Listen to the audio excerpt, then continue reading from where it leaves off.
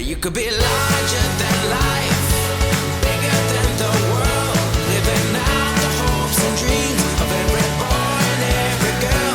You could fly higher than the sky, shine brighter than the stars. You can have all you ever wanted.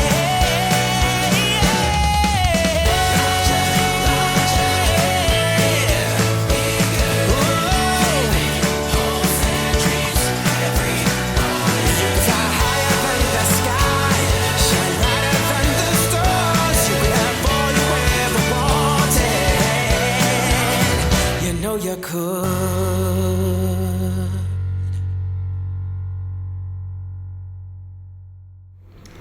I started learning to swim when I was 2 or 3, I guess. Mum and Dad realised that unless they taught me to swim, I was actually going to drown, because I kept whipping off the armbands and throwing them away and throwing myself in the deep end. And so learning to swim became very important to my parents. So Mum trained as a swimming teacher so she could help assist as well. And we joined the local swimming club. What followed on from that is my brother and sister also followed through with it.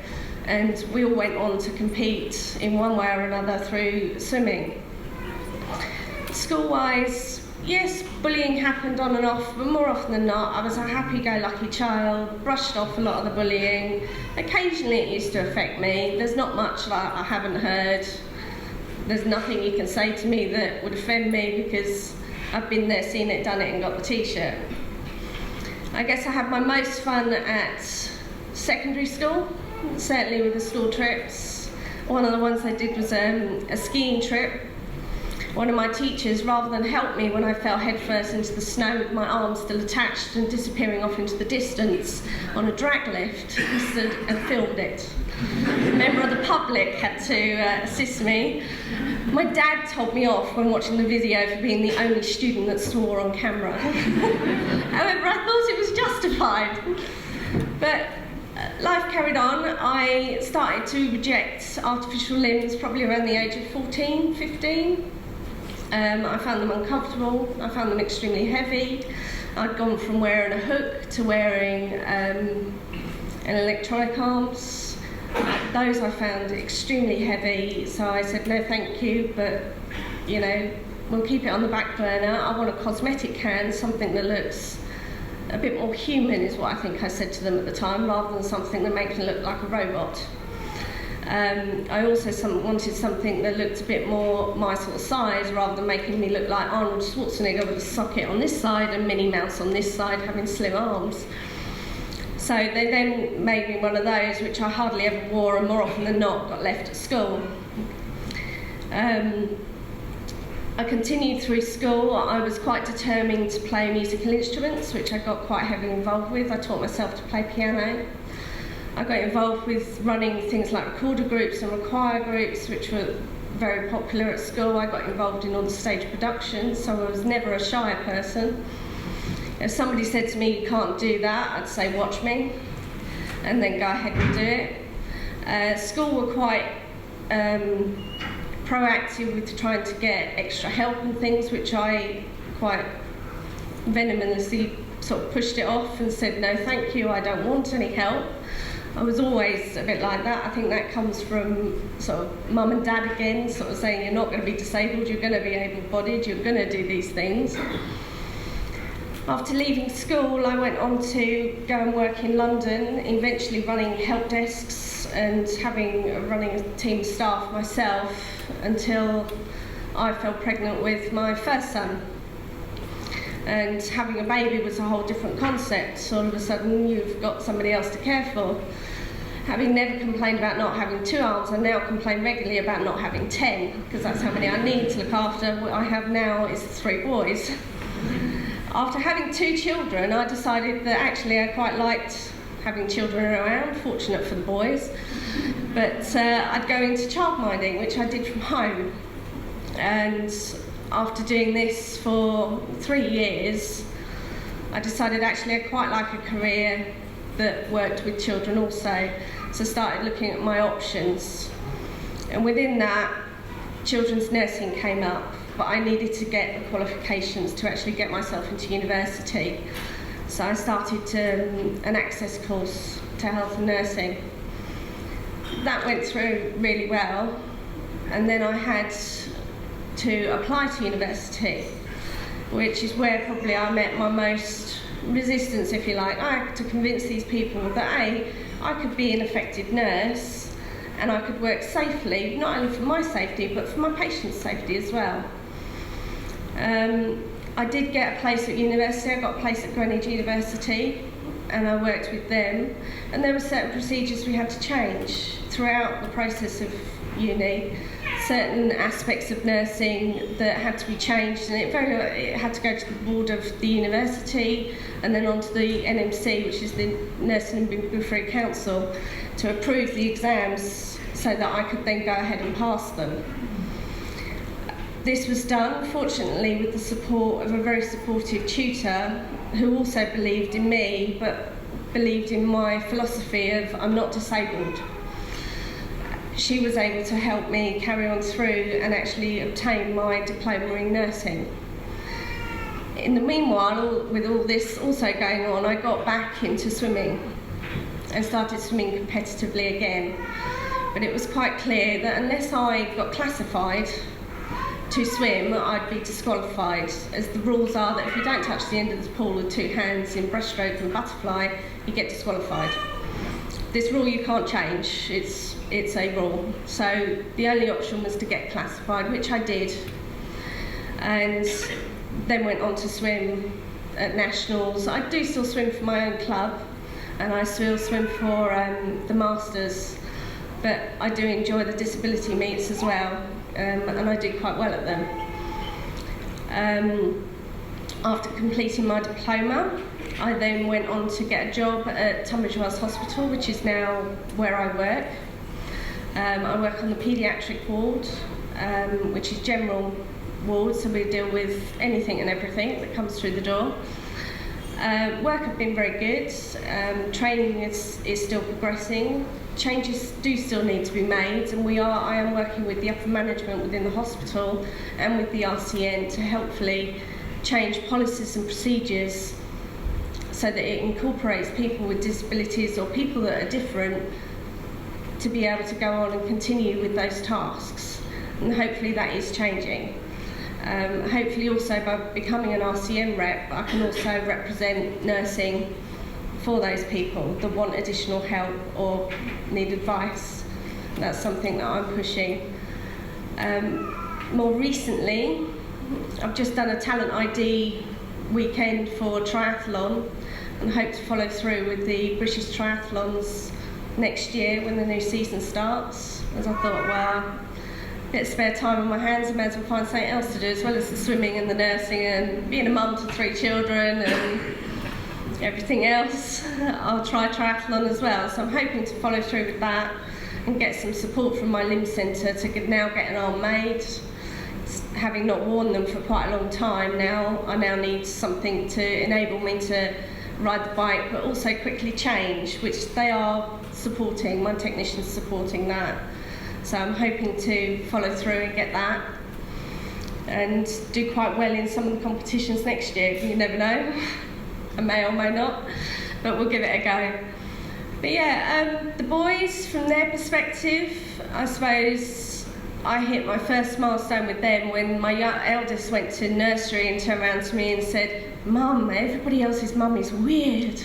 And I went, "Really, why?" And he went, "They've got 2 arms. Mummies just don't have 2 arms." And I was like, "Well, my mum's got 2 arms, you know her." He went, "No, that's Nanny. That doesn't count." So I guess they've had questions raised. They've probably had more questions than I've had over the years. Now as a paediatric nurse, I've come across questions and I've come across some prejudice working within the ward. But it's about gaining people's trust and teaching other people that actually you are more than capable of doing what you're set out to do. You are more than capable of learning new tasks. I may have to do it slightly differently. I can't rip open packets anymore with my teeth because the hospital ward don't really allow it on an infection control basis. But there are other ways of doing it. And I just find it's quite interesting that we can still change. We can change other people's opinion of us, and I still strive to do that. And hopefully, through education, we will change other people as well. I'm hoping to get involved in university as well through teaching other students about disability within the workplace to hopefully change people through education in that way. And hopefully this will go on to other things for me as well as the nursing profession, and changing rules and regulations to slightly bend to fit in everybody, not just people that do have 2 arms and 2 legs and are normal, if you like. So, yeah, any questions?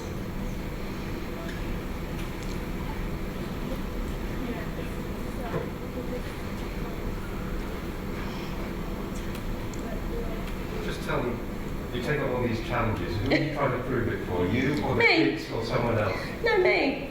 I You think. still? What are you trying to prove? I like a challenge. I really like a challenge. I like to win gold. I like being fit. We've come from a fit family, so from like this big, we were out riding our bikes when Dad was out running. So we've come from quite a fit background. Dad always did marathons, and Mum always did her aerobics. So, and she also did swimming. So from that point of view, my brother also does triathlons as well. So we're all involved in fitness in some way, shape or form. I've probably taken it the furthest, but I do still enjoy the challenge. I like having an aim, and I like keeping fit, and why not? Well done, and I think it's so similar to the stories of all our kids, and seeing, I do it my way, thanks, it rings through. What would you change in your life if you had 2 arms? Be a better athlete. Go to the Olympics as an able-bodied.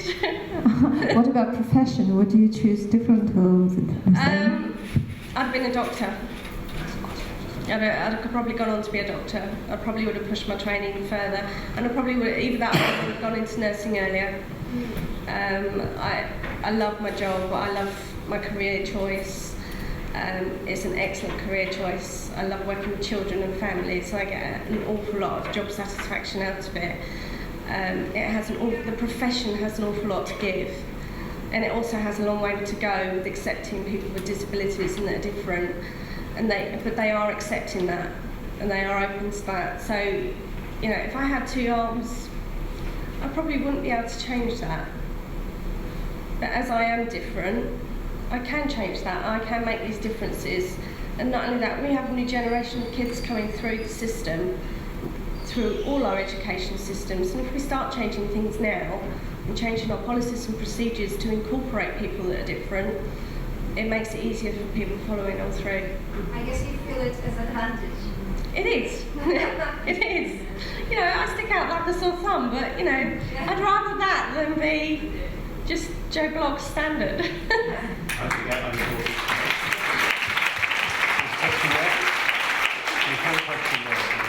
I've just got a question in terms of your swimming. My daughter's 6 and she's been swimming without her armband now for about 12 months, really proud.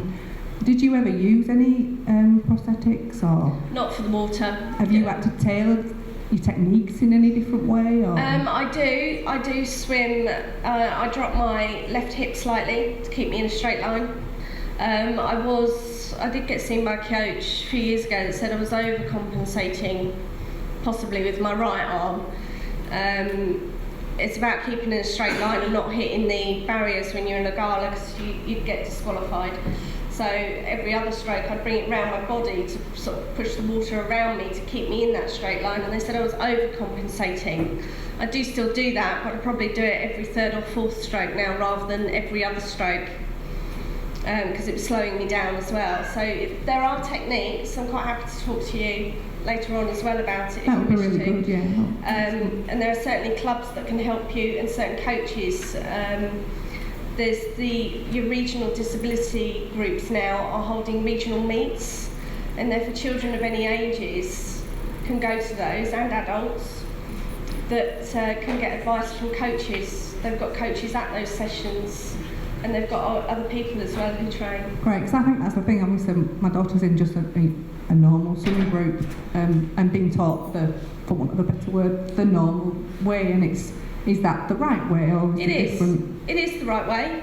Teach her the basic strokes, the fundamentals, basic The stroke. basics are the same, I guess. Is all the same thing, because the thing about being classified for disability swimming is that you would have to swim the stroke as it would have been swum. So you can't just go up the pool with one arm.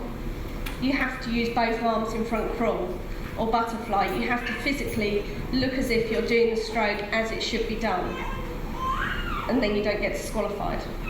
So that isn't wrong. I've always been to able-bodied clubs.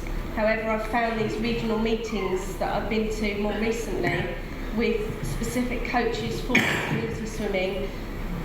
They've been able to help me with balance and things like that, which other clubs maybe don't take quite so much consideration because they don't have the education for it. So yeah, but speak to me Thank you. afterwards and I'll discuss what clubs. Thank you, Tammy. It's been great to hear from you, and we hope that now you've met rich people that you'll come back and see us again. It's been great, and I hope you get something out of it.